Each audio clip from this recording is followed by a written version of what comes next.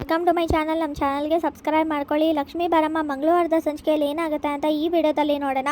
ಕೀರ್ತಿ ಮನೆಗೆ ಬಂದಿದ ತಕ್ಷಣ ಎಲ್ರಿಗೂ ಶಾಕ್ ಆಗುತ್ತೆ.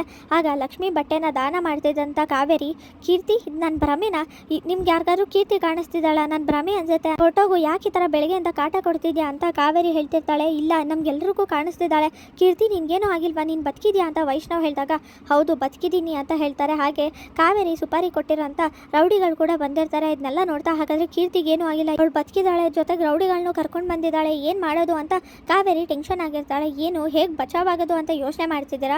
ಇನ್ನೇನೇ ಮಾಡಿದ್ರು ಇದರಿಂದ ತಪ್ಪಿಸ್ಕೊಳ್ಳೋಕೆ ಸಾಧ್ಯನೇ ಇಲ್ಲ, ಇಲ್ಲಿಗೆ ಎಲ್ಲ ಮುಗೀತು ಅಂತ ಕೀರ್ತಿ ಹೇಳ್ತಾಳೆ. ಕೀರ್ತಿನ ನೋಡ್ತಾ ಎಲ್ಲರೂ ಶಾಕ್ ಆಗಿರ್ತಾರೆ. ನಾನು ಹೇಗೋ ಬೆಟ್ಟದಿಂದ ಕೆಳಗಡೆ ಬಿದ್ದೆ, ಅದಾದಮೇಲೆ ಹಾಸ್ಪಿಟಲಲ್ಲಿ ಚಿಕಿತ್ಸೆ ತಗೊಂಡೆ, ಯಾರೋ ಪಾಪ ಕಾಡಿನ ವಾಸಿಗಳು ಅಲ್ಲಿಂದ ನನ್ನ ಕಾಪಾಡ್ಕೊಂಡು ಹೋಗಿ ಆಸ್ಪತ್ರೆ ಸೇರಿಸಿದ್ರು, ಅದರಿಂದ ಬದುಕೊಂಡೆ. ಆದರೆ ನನ್ನನ್ನು ಅಲ್ಲಿಂದ ತಳ್ಳಿದ ಬೇರೆ ಯಾರು ಅಲ್ಲ, ನಿಮ್ಮಮ್ಮ ಕಾವೇರಿ ಅಂತ ಹೇಳಿದ ತಕ್ಷಣ ಮನೆಯವರೆಲ್ಲರಿಗೂ ವೈಷ್ಣವ್ಗೂ ಶಾಕ್ ಆಗುತ್ತೆ. ಏನು ಹೇಳ್ತಿದ್ಯಾ ಕೀರ್ತಿ ಅಂದಾಗ, ಹೌದು, ನನ್ನನ್ನು ಲಕ್ಷ್ಮೀನ ಕಿಡ್ನಾಪ್ ಮಾಡಿಸಿದ್ದು ಬೇರೆ ಯಾರು ಅಲ್ಲ, ನಿಮ್ಮಮ್ಮ ಕಾವೇರಿನೇ. ಹಾಗೆಯೇ ನನ್ನನ್ನು ಸಾಯಿಸೋಕೆ ಪ್ರಯತ್ನ ಪಟ್ಟಿದ್ದು. ಹಾಗೆ ಈಗ ಲಕ್ಷ್ಮಿ ಕಾಣಿಸ್ತಿಲ್ಲ, ಅವಳು ಜೀವಂತವಾಗಿಲ್ಲ ಅಂತ ಅಂದರೆ ಅದಕ್ಕೂ ಕಾರಣ ನಿನ್ನ ತಾಯಿ ಈ ಕಾವೇರಿನೇ. ಇವರೇ ಎಲ್ಲರೂ ಮಾಡಿದ್ದು, ಯಾಕಂದರೆ ಇವ್ರಿಗೆ ನಮ್ಮಿಬ್ರು ಕಂಡ್ರೆ ಆಗ್ತಾ ಇರಲಿಲ್ಲ ಅಂತ ಕೋಪ ಮಾಡಿಕೊಂಡು ಇವ್ರ ಬಣ್ಣ ಎಲ್ಲ ನಮ್ಗೆ ಗೊತ್ತಾಗಿತ್ತು, ಇವ್ರ ನಾಟಕ ಎಲ್ಲ ನಮ್ಗೆ ಗೊತ್ತಾಗಿತ್ತು, ನಾವಿಬ್ಬರೇ ಇಲ್ಲ ಅಂದರೆ ಯಾರಿಗೆ ತಾನೇ ವಿಷಯ ಹೇಳ್ತಾರೆ ಅಂತ ನಮ್ಮಿಬ್ರನ್ನ ಮುಗಿಸ್ಬೇಕು ಅಂತಲೇ ಇವರು ಪ್ಲ್ಯಾನ್ ಮಾಡ್ಕೊಂಡಿದ್ರು. ಮೊದಲು ನಾನು ಹೋದೆ ಅಂತ ಅಂದ್ಕೊಂಡ್ರು, ಆದರೆ ನಾನು ಇನ್ನೂ ಬದುಕಿದ್ದೆ. ಈಗ ಲಕ್ಷ್ಮಿ ಎಲ್ಲಿದ್ದಾಳೋ ಏನೋ ಗೊತ್ತಿಲ್ಲ, ಪಾಪ ಲಕ್ಷ್ಮಿಗೆ ಏನು ಮಾಡಿದ್ರು ಅಂತ ಕೋಪ ಮಾಡ್ಕೊಂಡು ಕೀರ್ತಿ ಕೂಗಾಡ್ತಿರ್ತಾಳೆ.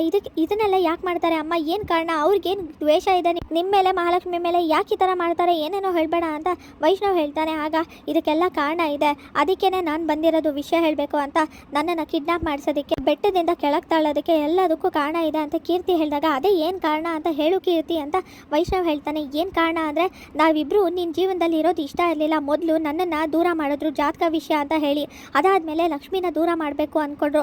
ಲಕ್ಷ್ಮಿ ನೀನು ಯಾವತ್ತೂ ಒಂದಾಗಲ್ಲ ಅಂತ ಅಂದ್ಕೊಂಡಿದ್ರು. ಯಾವಾಗ ನೀನು ಲಕ್ಷ್ಮಿ ಮಾತನ್ನ ಕೇಳೋದಕ್ಕೆ ಶುರು ಮಾಡಿದ್ರು, ಆಗ ನಿನ್ನ ಕಳ್ಕೊಬಿಡ್ತೀನಿ ಅಂತ ಅನ್ನಿಸ್ತು ಇವ್ರಿಗೆ. ಯಾವಾಗಲೂ ನೀನು ಇವ್ರ ಮಾತೇ ಕೇಳಬೇಕು ಅಂತ ಇವ್ರ ತಲೆಯಲ್ಲಿತ್ತು.